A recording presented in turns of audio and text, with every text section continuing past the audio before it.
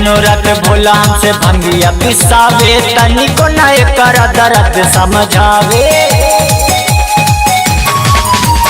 दिनों रात भोला हमसे भंगिया पिसावे, तनिको ना एकर दर्द समझावे। आधी रातिया में भंगिया कुटावे हो,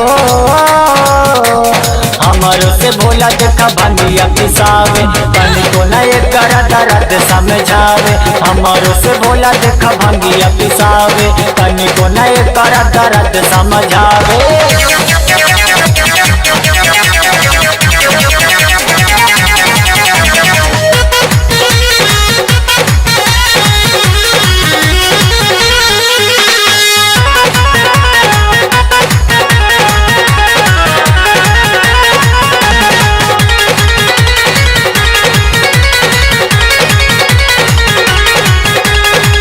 सावन जाबे आवे देखा भांगिया ले आवेला, भांगिया के पीछे खातिर हमें के मनावेला। सावन जाबे आवे देखा भांगिया ले आवेला, भांगिया के पीछे खातिर हमें के मनावेला। हमारी गोटी गोटी दर्द उठावे हो, हमारो से भोला देखा भंगिया पिसावे, तनिको ना एकर दर्द समझावे। हमारो से भोला देखा भंगिया पिसावे, तनिको ना एकर दर्द समझावे।